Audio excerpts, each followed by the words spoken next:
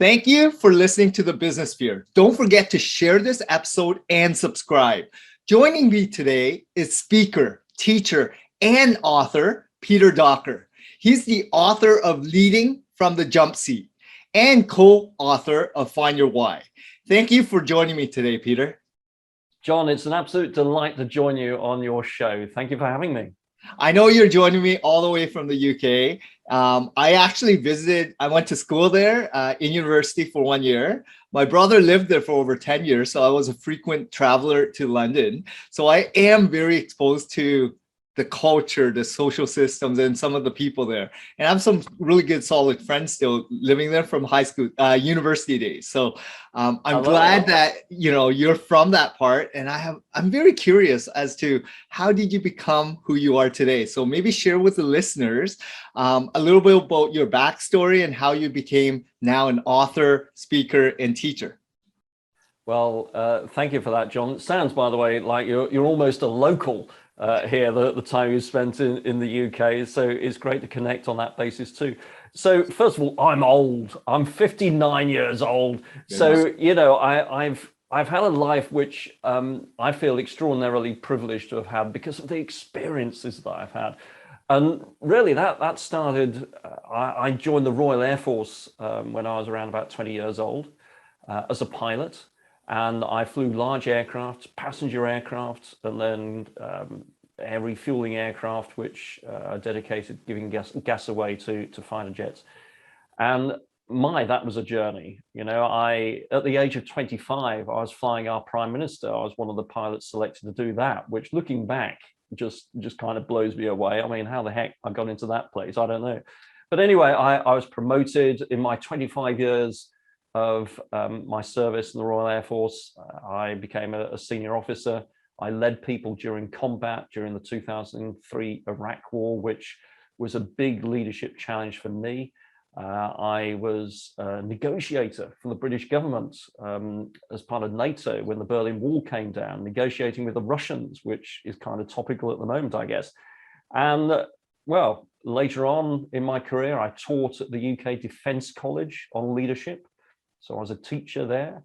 I led a $20 billion program for the Ministry of Defense, which involved negotiating with the State Department in the US.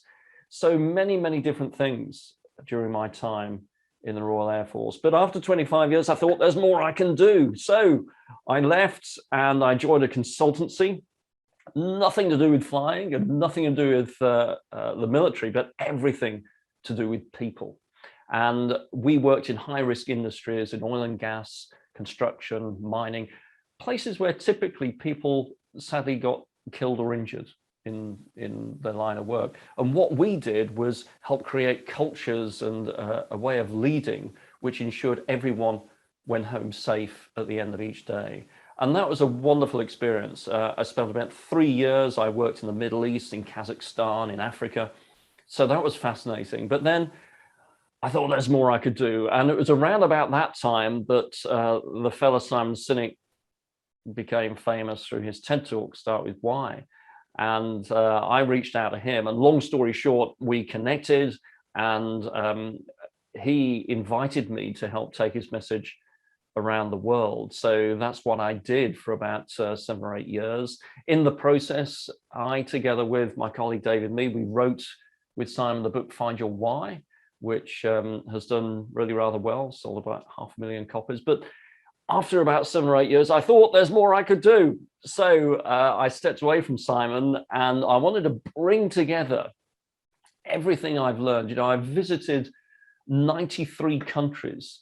I've worked with industries and leadership teams from pretty much every sector and industry you can imagine. And I wanted to bring together all of that into my new book, which is called Leading from the Jumpseat, How to Create Extraordinary Opportunities by Handing Over Control. And it's very much a how-to book, but it's bringing together all those things that I've learned through my own leadership journey, but also through working with other great leaders around the world. I have so many questions for you because that sounds like there's 20 people in one lifetime in Peter Docker that that I would love to explore. But it sounds like you're having so much fun because you're constantly changing and figuring out what's the next move, right? Because it seems like you hit a plateau or you kind of feel like there's a moment where else or what more can I do here? And then you move on to something more grand and trying to make a larger impact, right? I guess, I mean, from my end of the telescope, it doesn't actually feel like that. You know, I'm like you, John, I'm naturally curious, and I love engaging with people. And all those countries, for example, I visited 93. So I've got a few more to go, but 93 is quite a high number. I've met so many people from different cultures, backgrounds, religions, languages, and it's a joy to connect with them on a human level. And why I mention that is because, you know, today in the world, there seems to be lots of things that divide us. But through my experience over the years of meeting so many different people, what I see is that what brings us together is so much greater than what keeps us apart. And that for me is a great message of hope for the future. And it has me still find the energy to travel and meet people in different walks of life and different perspectives on the world, because that's when we learn. And that for me is a great joy. So before we get into aspects of your journey, I wanted to ask you, even prior to becoming Air Force pilot, and like, what was your upbringing like? And the question I always want to figure out is, were there people within your social group, upbringing, parents or relatives or family, that guided you to become that pilot? Was there aspirations early days of watching, reading books, or, you know, absorbing content to a point where that's what I want to do when I grow up? Well, my early childhood was, well, I had lots of change too. You know, I had two stepfathers, not at the same time, but, you know, one after the other. And they were very different. A constant force in my life was my mother, who was always focused on taking care of myself and my two older brothers and giving us whatever opportunities she could provide. We didn't have much money at all. And that was okay. I didn't feel the downside of that. And I guess I was quite an introverted child. You know, I didn't have a massive friends, really. I had one or two close friends.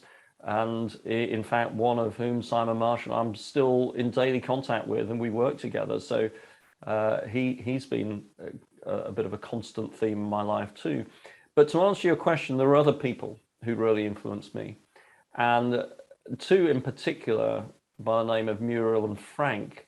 They were a married couple, about the same age as my parents, perhaps a little bit younger, but they were both severely disabled.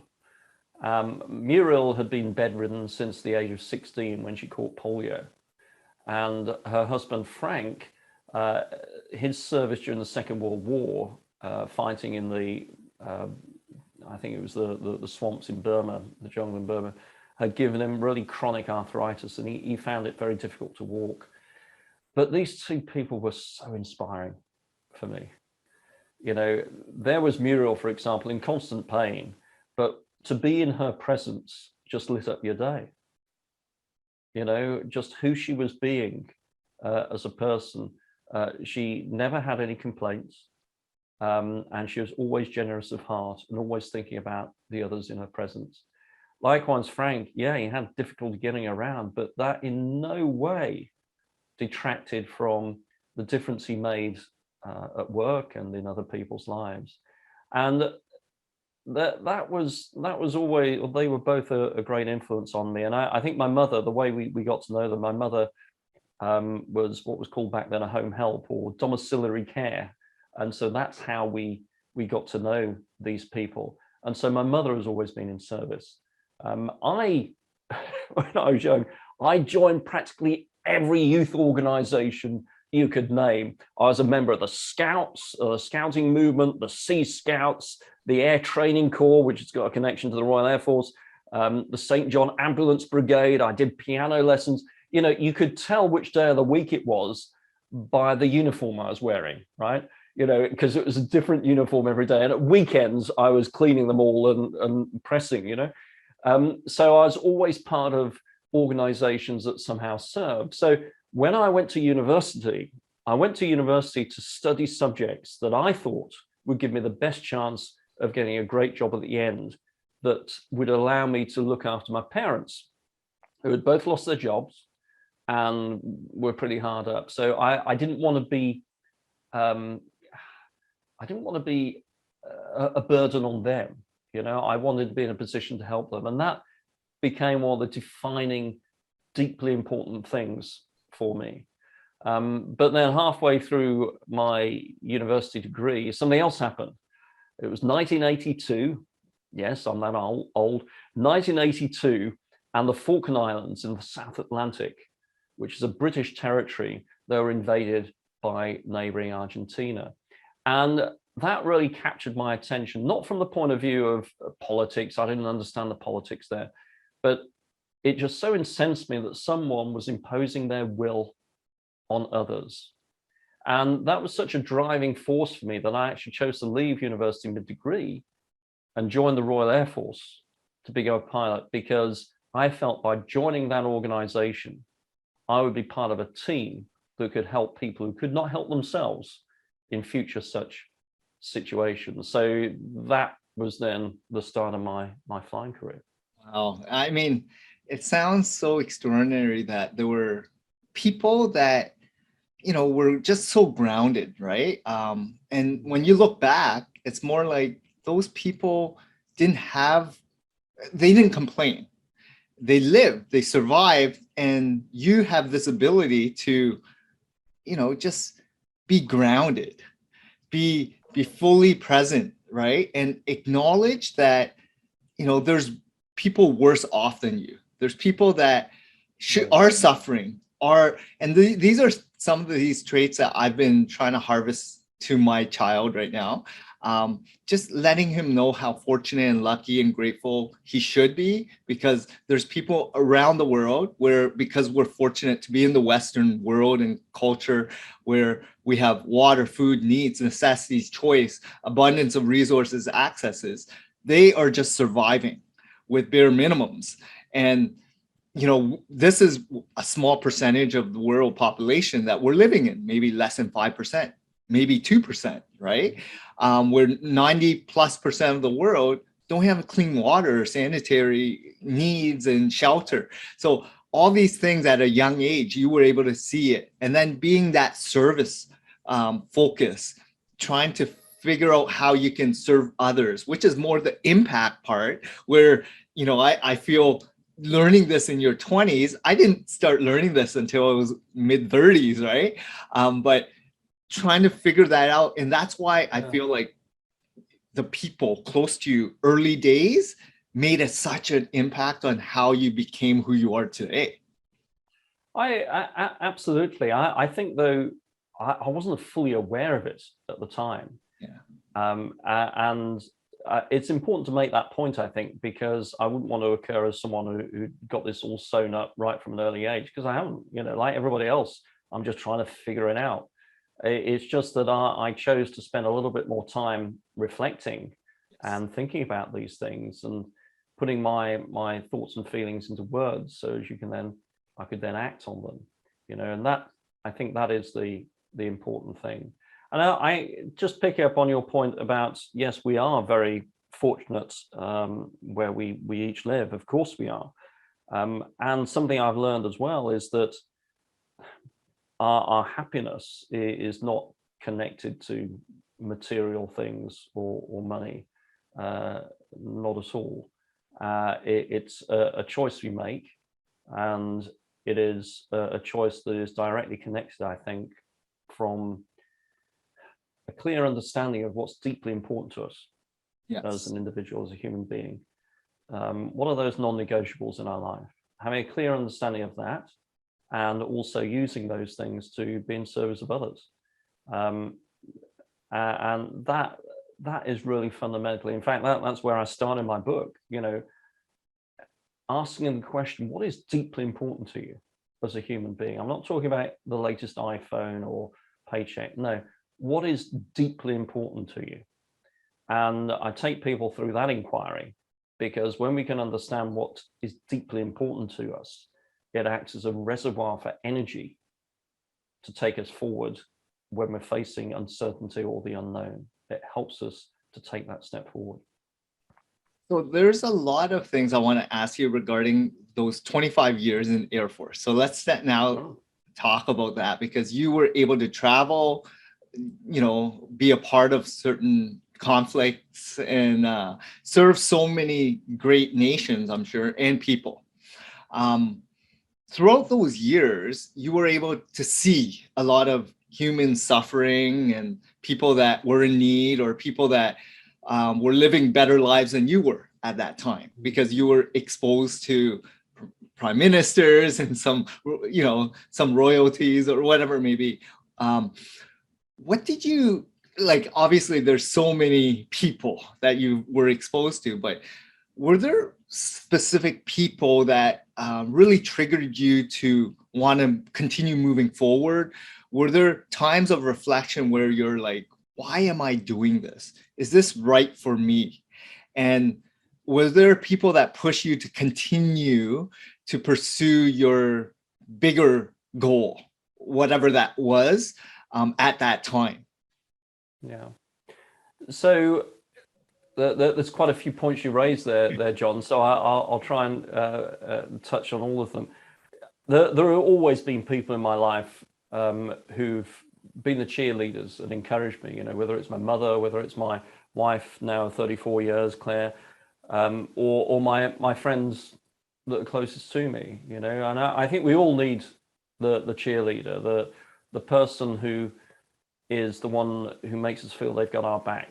And that, incidentally, is a key aspect of leadership as well. When we're leading teams, we have the opportunity to have people feel that we have their backs. And when people feel that we've got their back, then they're likely to step beyond where they might otherwise step, and to take those risks, to step into the unknown. So that is really important.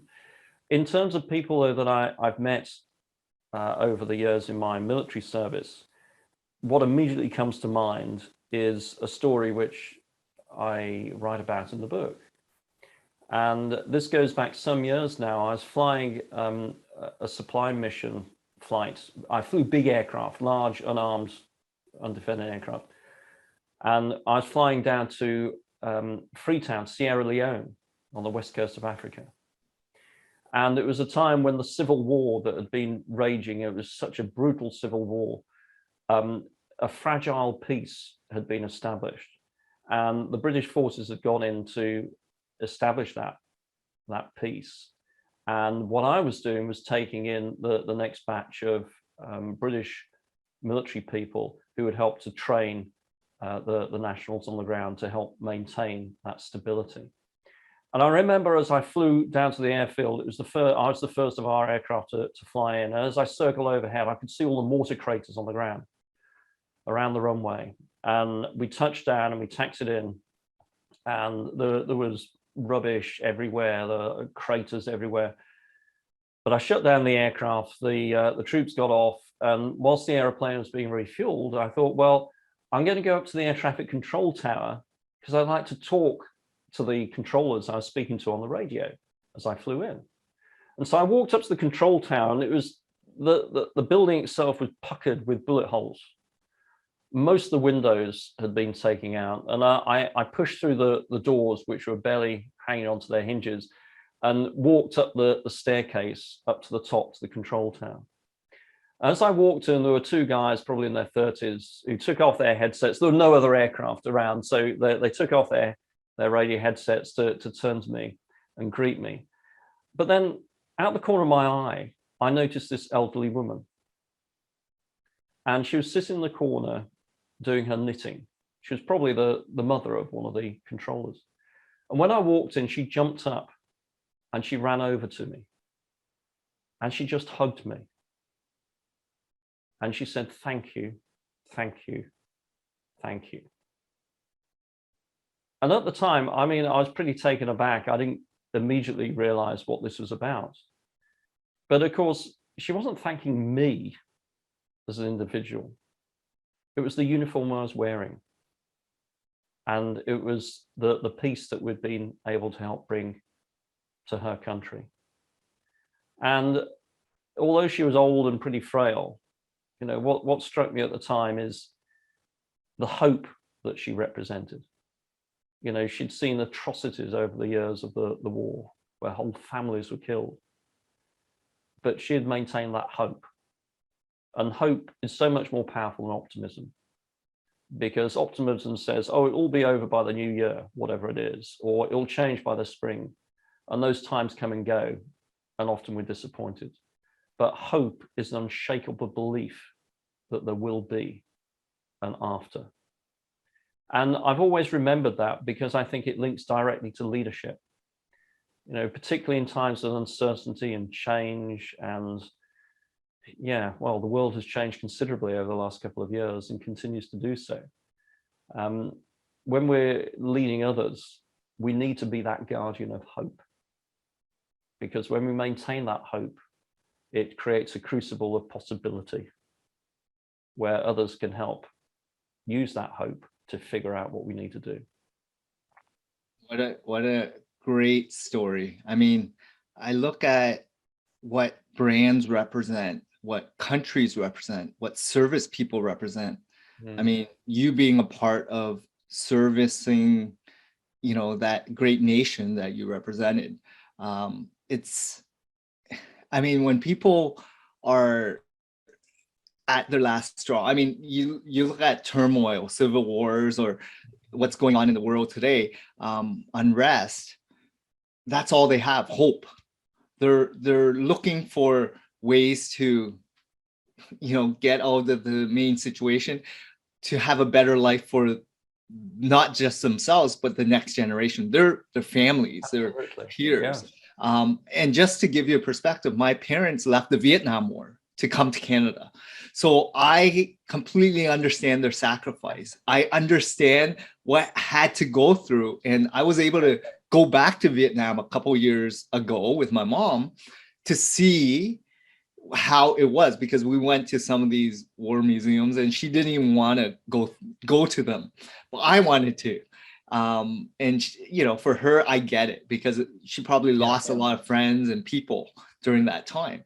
So, you know, for me, when it's war, it's the worst thing anyone can go through. And now I can really, you know, sit back, and you saw it firsthand, right? Because you were actually, you know, flying and seeing real people, and you seeing the forces in ground. I can only imagine just from the visuals going on right now through media. But that exposure really impacts the way you live, how you look at life differently. And I was exposed to it in a different way through my parents, right? And family. So it hits people at different ways, but that turmoil, that pain that everyone goes through, I would never want anyone to go through it, because it's probably the most painful thing that will probably haunt you for the rest of your life. It will never go away. I'd agree. You know, and just a couple of things, what your comments prompted my mind, John. One, first of all my former military colleagues, none of us ever wanted to go into war or combat, because when you end up doing that, then in some way it's failed. You know, military combat is the last, well, the last option, really. But secondly, you know, everything we're talking about here applies to business too, and I think that's the important point to make. In my book, I talk about, well, storage, dramatic things such as when I was faced with crash landing an airplane with 140 people on board, or leading people in combat. I tell these stories not just for the drama, but because it shows how the principles I talk about in terms of leading apply even in the extreme circumstances where people's lives are on the line, but they equally apply in business where the stakes are still high, but generally it's not about people's lives on the line. So, you know, I talk a lot about the role of the leader to nurture a sense of belonging in your team. And you do that by caring. Now, some people might say, well, this is all a little bit fluffy, isn't it? I talk about fear and love in my book. And again, people can recoil, particularly with the word love when attached to business. So the reason I use these stories from my military experience and flying aircraft where I've had emergencies is to demonstrate that these aren't fluffy concepts at all. They really are not. It's the key to what unlocks human performance and has us do certain things when everything is on the line.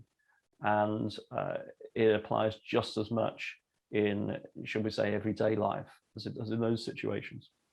And I like you correlating with not just business, but even relationships, let it be being a parent, friendships, community leaders. I mean, whatever it may be, because all these fundamentals, it seems like, that you've learned and extracted over so many years of experience, it's all about the fundamentals people take for granted.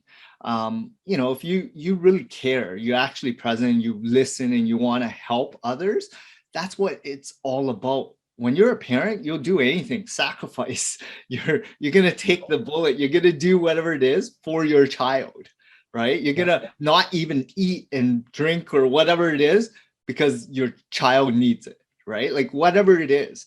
So in the business world, that's what has to happen as well.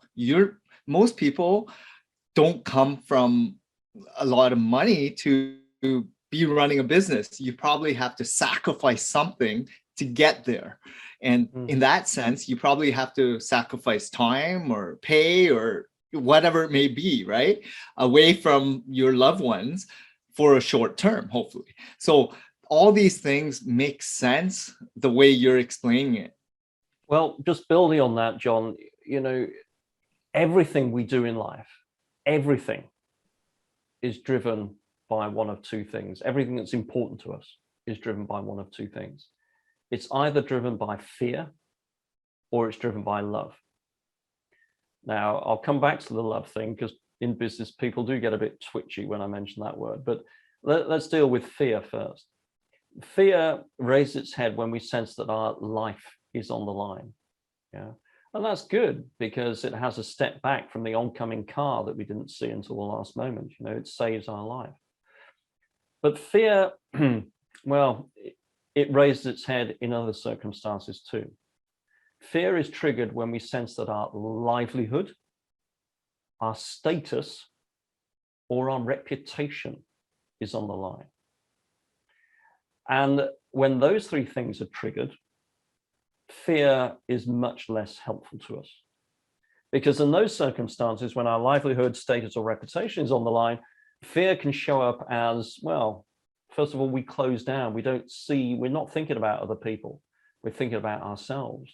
We see the world not as a place of opportunity and possibility, but as a place of scarcity. We might show up angry, or the other extreme, timid.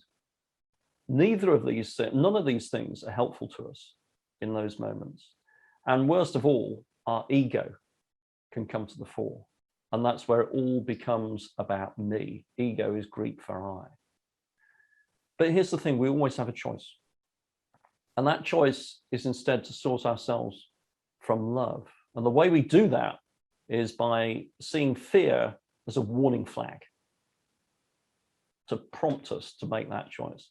Love in a business context looks like, well, a focus on others in our team and the people that we serve through our business rather than ourselves. It's about seeing the world as a place of opportunity and possibility. And importantly, instead of leading with ego, we lead with what I call humble confidence. And humble confidence, first of all, the confident bit. Confidence is all about recognizing our strength, being absolutely resolute on where we're heading, and ready to take the decisions when they need to be made. But then the humble piece comes in. And humble confidence, it means that we have the humility to take a step back and listen to others and to source the collective genius of our team to figure out the solutions, the challenges that we're facing. But we can only have humble confidence if we're sourcing ourselves from a place of love rather than a place of fear. So very briefly, we mentioned about parenting. And parenting, by the way, I think is one of the greatest leadership challenges that the vast majority of us face. And there's lots in the book about my parenting journey too. But sadly, as we speak, we know that there are thousands of predominantly mothers fleeing conflicts in their country. Here is an example of fear and love. Fear has been the trigger. They're afraid for their life, their livelihood, their reputation. But they've used that fear to source courage. And that courage has had them act from a place of love. And what that looks like is to gather whatever they can and to move to a country where they feel safe. They don't know what they're stepping into. There's so much uncertainty, it's difficult to begin to imagine, but they do it from a place of love, just as your mother did all those years ago. And here's the thing with fear and love. Courage can only be triggered by fear, but courage can only be sustained over the long term through love. And so it is with business as well. If we choose to act during times of uncertainty, where we sense that our livelihood, our status or reputation is on the line, if we choose to act from fear and be driven by ego, it isn't going to turn out well. But if we make that choice to be driven instead by love, to be that guardian of hope, to lead with humble confidence, then we will find the solutions to the challenges that we're facing. These are great words of wisdom, Peter. I mean, I love how you're giving analogies, and it's how life is, right? Give people real stories, give people real examples, and life is more simple that way, by knowing real situations, because people can understand what people are going through at that given time and moment. Like just going through my parents' Vietnam War, left the country, sacrificed everything, liquidated all their assets, not knowing language, coming to a new country, not knowing how to navigate anything, survival mode, like everything is going on. And until you're actually living that, you do not understand what those people are going through. You can only imagine. But I can tell you, it was challenging. It was different. But I don't take it for granted. I respect and really, you know, I look at my mom as the biggest hero in my life, right? And my parents really to sacrifice everything they had to do what was best for not them, but for the next generation. Absolutely. And that comes from a place of love, not fear. Exactly. And I think to your point as well, stories are great. And that's why my book is full of stories, because it's how we've shared knowledge over centuries. But each story, I've extracted the lessons from it, the things that we can act on in life and in business. And that's important. I think stories are great, but it's really important to distill them into actionable principles and concepts that you can put into action and practice. And that's what Lean from the Jumpseat is about. So if you don't mind sharing with the listeners a little bit more about leading from the Jumpseat, about what's going on in your kind of next pivot in your journey in life right now and how it's going for you. Well, yeah, let's just dive into that Jumpseat thing, because many people might not know what a Jumpseat is. So this is an aircraft, a flying example, and it dates back to when I was a senior officer in the Air Force and pilot. And I was certifying, doing the last checks on this young captain called Callum. He'd been a first officer, a co-pilot for many years, and he'd just made the transition to become a captain. And that involved about 6 months of training, learning so much more detail about the aircraft and operations than he may have known previously. And the last part of the transition was for him to fly from London over to Washington Dulles and out on to San Francisco with an experienced guy such as myself acting as his co-pilot to give him that final check. And so it was with Callum, and I was watching him as we flew into San Francisco, which is a very busy airport. And he did a great job. We landed, taxied in, the 140 passengers got off, and it was with huge pride I was able to turn to him and say, Callum, great job. You're fully certified now as a captain. We're stopping here the night. In the morning, we've got another full load of passengers back to Washington Dulles. You'll have a regular co-pilot, first officer with you. I'll be down the back with the other passengers. Well done. It was a great feeling because he'd worked hard for this. Anyway, in the morning, he came to me. He said, I just mind my own business as he was doing his planning before taking off. And he said, excuse me, sir. And the sir is important here, not for my ego, but the fact that I was very senior to him. He said, it's very busy here out of San Fran in the morning rush hour. He said, we don't come here often. So can you come and sit on the jump seat to act as an extra pair of eyes to make sure we taxi the right way and we stay clear of other aircraft? I said, yes, Captain, I'd be delighted to. And it struck me how courageous that was, because he wanted me to sit on the jump seat, which is a third seat on the flight deck of the aircraft, usually empty. But if you're a crew member, you can sit there, and it's immediately behind the two pilots. You can touch their shoulders when you're sat there. And that's where he wanted me to sit, because you have a great view out the front. I thought it was very courageous, because it just got me off his back. He'd been checked and assessed for months, but here he was connected to a higher purpose, which was the safety of the airplane. And he had the humble confidence to come to me and say, can you sit on the jump seat? So that's where I sat. I strapped in. We got clearance to taxi. We made our way to the runway. And finally, it was our turn to get airborne. And we thundered down that runway. And it was all going well until we got up to about 300 or 400 feet off the ground just after takeoff, when we had an emergency. And Callum was wrestling with the controls. And I knew that in, well, say the next 2 seconds, what I chose to do would fundamentally affect the outcome of the situation and whether we would all survive or not. And here's the thing. I did absolutely nothing. I sat there with my hands in my lap, perfectly relaxed. I just certified Callum to be able to handle anything on that aircraft. If I didn't think he could handle this situation we were facing now, I'd have had no business signing him up the day before. What I needed to do in that moment was not to lead. I needed to become a great follower. Callum needed to feel that I had his back. And this is what gave me the notion of leading from the jump seat, because you know what? We all hand over control in life. If we're the CEO of a company, we will retire.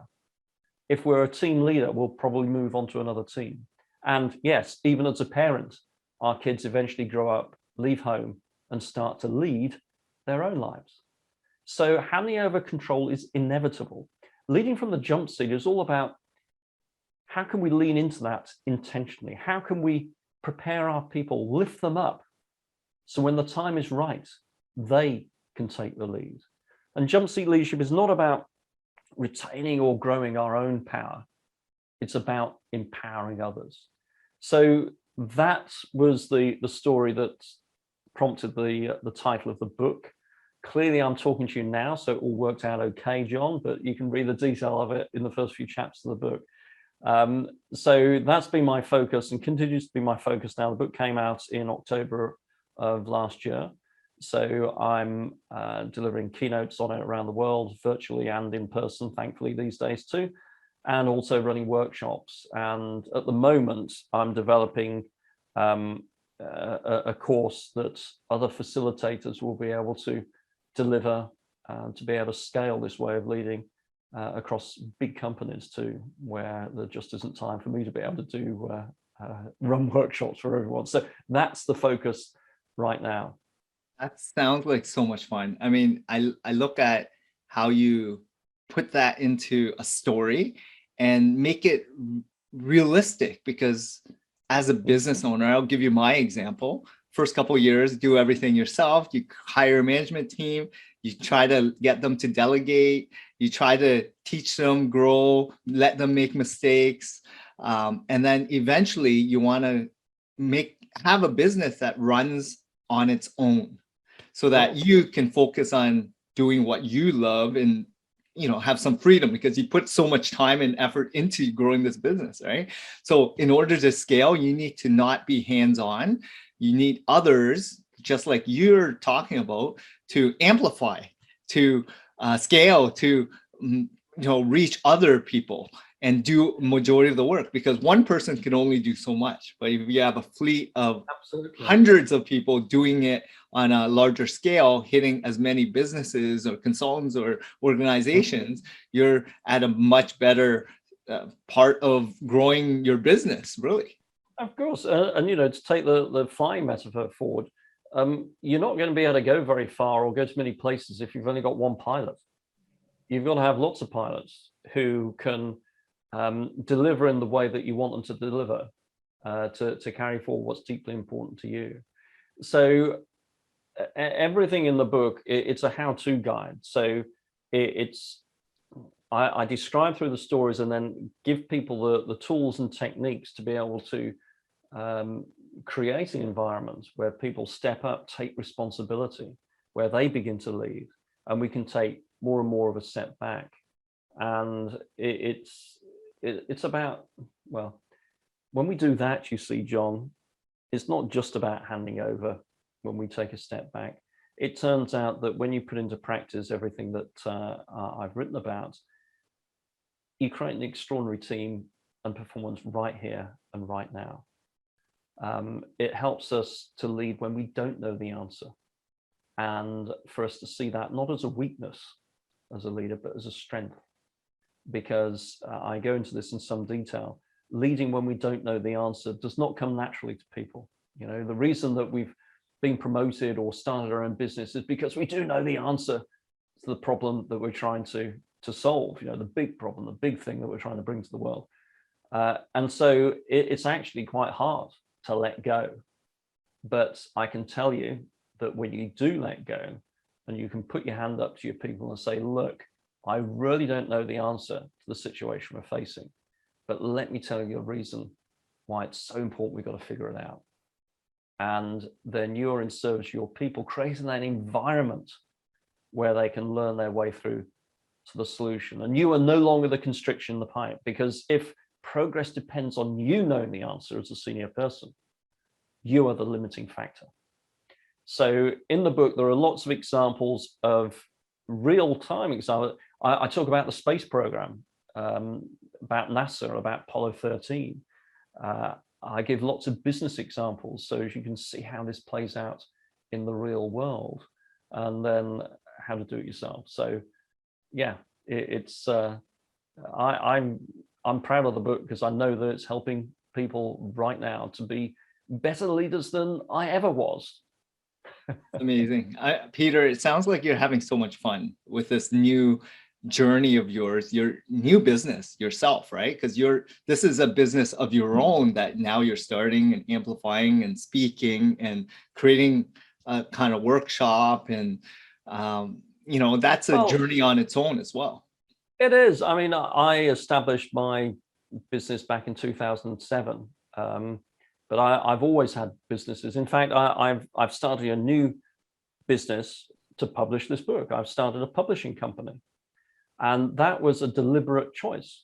I could have gone down the traditional publishing route, but I had so many people around me who I thought, you know what, by starting my own publishing company, I can draw them in. I can lift them up in terms of giving them the opportunity to do what they love, but take that step further to help them grow. And so the writing of the book has been an example of everything that I've written in the book. The whole journey of getting this book onto the shelves around the world has been an exercise in Jumpseat leadership, and continues to be so. So I'm desperately trying to practice everything that I'm preaching and have written about. Amazing. So where do you see yourself in the next 5-10 years?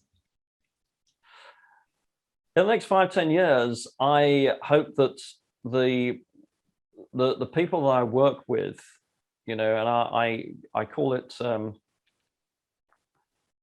the people I work with, they each have their own businesses, and I'm absolutely dedicated to helping them grow their business. It just so happens what they do in that business really helps me too. And so I'm in service of them to grow their business and their livelihoods. And that kind of works out pretty well because they seem to be in service of me too. So in 5 to 10 years, what I envisage, my vision is that all these people, and perhaps one or two more, all have their own thriving businesses. We're all working with one another when it makes sense to work with one another. And we're all helping to lift each other up. And the work that I've put down in this book, Lean from the Jumpseat, and the course that's coming out, and the companion guide, it will be out there in the world, and many others will be using it to deliver these ideas of Lean from the Jumpseat to their companies and spreading that word. And that's what I look forward to in the next 5-10 years. Amazing. And is there a type of company or individual that you kind of see working with would help them more? Like an avatar or type of persona that is an ideal type of client of yours, to distinguish it so that at least the listeners would know if this would be a good fit to reach out to you, Peter? So most of the companies that I work with tend to be larger companies because I'm focused on trying to do this and deliver this message at scale. But sometimes I speak or deliver work at conferences where there are lots of different smaller businesses. So some years ago, I delivered a 4.5-hour session for just under 3,000 people over in Australia. It was just me on the stage. And they were from many, many different businesses, some very small businesses, but they're all helping one another during that 4.5-hour session to help put the ideas I shared into practice. So in the right circumstances, getting smaller businesses together, I think that's a great way of delivering this at scale through lots of small businesses. So yeah, at the moment, my focus is on the larger organizations, and I'm starting work very shortly with a large grocery store chain in North America, which is going to be exciting, working at every level of that organization. So I'm looking forward to that very much. That's amazing. And I know you're going to bring so much value because for you, you've seen it in the government, and the government has so many layers, so many people, so much structure, processes, systems that don't even talk to each other, right? So, and oh heavens, yeah. So there's a lot of challenges when it's a large organization. The whole point is, how do you streamline to be efficient, productive? How do you get it to a point where everyone along the way understands, because communication gets distorted the further away you are from the main source. But as a smaller business, everyone is in a line. But as you get larger, it's very hard to have culturally the same values or alignment throughout every single individual. Although it is possible, so one company I've written extensively about in the book is ASOS, the online fashion retailer. And they've got something like 450,000 product lines. They add 5,000 products a week to their website. And those products are available in over 200 territories and countries. So absolutely huge scale. And it's been run for the past few years by the CEO, Nick Baton, who is a Jumpseat leader. And going around their head office in London, it's phenomenal. The average age of their 4,500 employees is just 27 years old. And when a new product is photographed in their studios in the morning, it is available on their website that afternoon in 200 territories in every size. Now that takes what some might see as military precision, But actually, when you go around their headquarters, there are groups of people sitting on the floor having sort of creative conversations, but it works. The reason it works is because everything we've been talking about has been applied at scale in ASOS, and people are empowered. People are invited to bring their special genius, whatever that happens to be, to the party in service of the people who they serve. And they're all focused on ensuring that everyone in the world has got the opportunity to be who they want to be. They happen to just do that through the medium of fashion, but that's what they believe. And everybody who works there believes that too. And I think that's vitally important as companies grow from being the small startup to becoming much larger. You've got to focus on what I refer to as the picture on the box. You know, it's like the jigsaw puzzle. There's all the puzzle pieces on the table. That's the content, the stuff that you do, the things that you talk about. But the content has got no meaning whatsoever without context. Context is like the picture on the puzzle box. And as senior leaders, as founders, as entrepreneurs, we need to make that picture as vivid as possible, particularly as we start to grow. Because when that picture is very clear, very vivid, everyone else in your organization can figure out how to bring those puzzle pieces together. But if that picture on the box is not clear, then things start to go wayward and it starts to break down. So that's the key. The larger we get, the more senior we are, the more we need to focus on context on that picture on the box. It's all about branding and what does that represent? I love that. Well, thanks a lot, Peter. I really loved our conversation. What's the best way the listeners can reach out to you, check your information out? This is your chance to shine on a plug. Well, you can find me in the usual places on LinkedIn and Twitter and Instagram, peter.docker. My website is a growing place for resources. That's leadingfromthejumpseat.com. And there are videos and other resources on there. But then, of course, the book, Leading from the Jumpseat, is available pretty much everywhere in the world, in paperback, hardcover, ebook, and audiobook. So yeah, that's the best way, I guess. Grab a copy. It might even be in your library. So borrow a copy, and hopefully you can start to learn and put into practice all of the ideas that I've shared and more. Amazing. Well, I really want to thank you. I'm ultra grateful to have you and honored because you shared so many great stories and you made me smile throughout this entire hour because I had a lot of fun. And that's what it's all about, right? Having moments like this where you will cherish and remember. So I want to thank you for this great opportunity to have you on the show. And hopefully a lot of the listeners who had value, check his site out, buy his book, watch his videos, and reach out to him if you have any questions. Thanks a lot, Peter. Thanks, John. It's been an absolute pleasure talking with you today. Bye-bye for now. Thanks.